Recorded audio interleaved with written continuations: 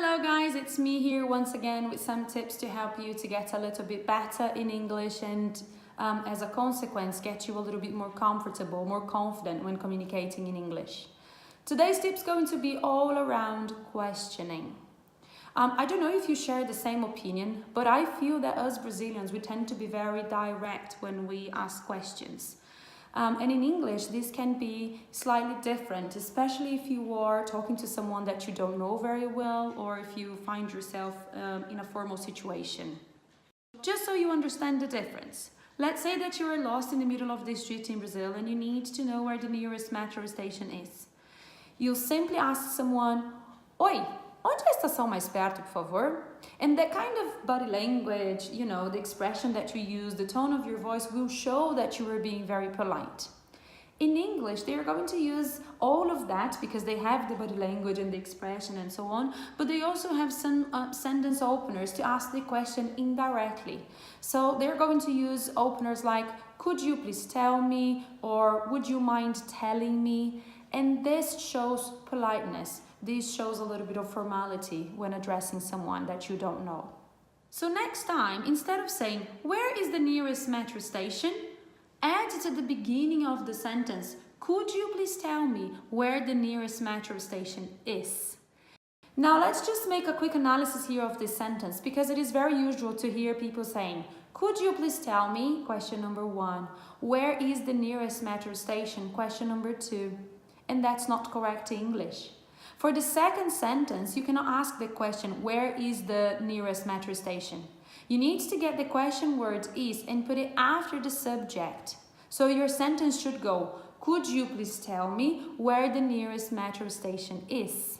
And that way you are asking the question only once. When is the last bus? Why not say, "Would you mind telling me when the last bus is?" And in this sentence, we have to be careful about two things. The first expression, "Would you mind telling me?" So always after the word mind, you will need a verb in the gerund form with the ing in the end. So would you mind telling me? Would you mind sharing with me? And then the fact of not asking a question 2 times in the same sentence. So instead of saying, "When is the last bus?" you should go, "When the last bus is." So your full sentence would be, "Would you mind telling me when the last bus is?"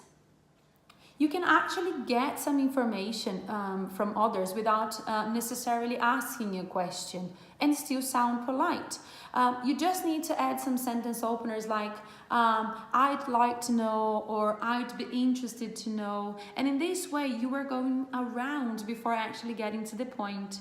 So for example, you could say, "I'd be interested to know how long you've been waiting here."